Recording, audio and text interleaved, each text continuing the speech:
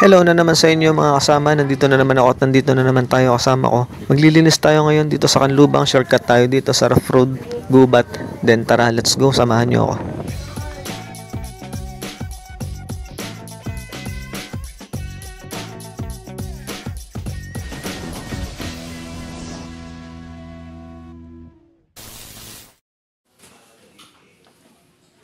Gets ko naman kung ba't maglolo ko yan dahil hindi pa na-linis yan simula nung binili. Hindi pa yata, sir, nakasaksak.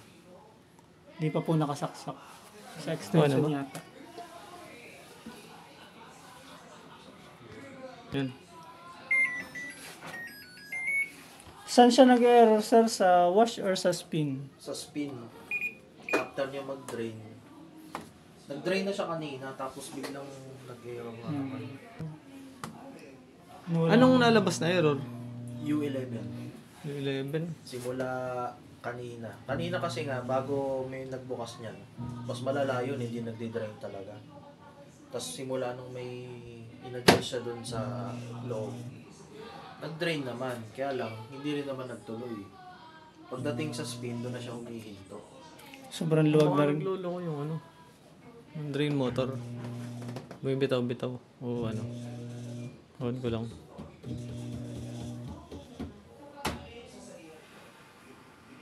May problema rin sa ilalim. Mechanical. Ayan mga kasama, kailangan nating tanggalin to at tayo mag-deep cleaning. I-deep clean natin tong Panasonic na to upang maging malinis ang washing machine at malayo sa anumang thank you.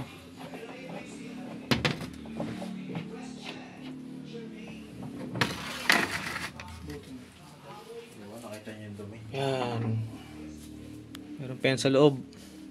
Napakadumi. Whoop. Cut muna.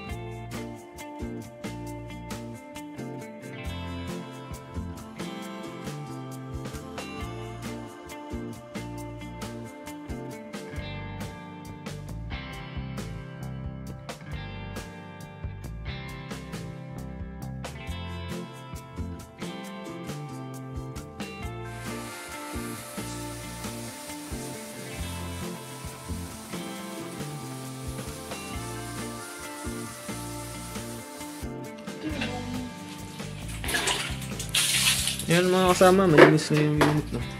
Matapos lang linisan. Naglaba lang ng tubig lang para mabanlawan. So ito yung sabon. Yan, yung mga sabon kanina. Dami. So, puro sabon na rin ako.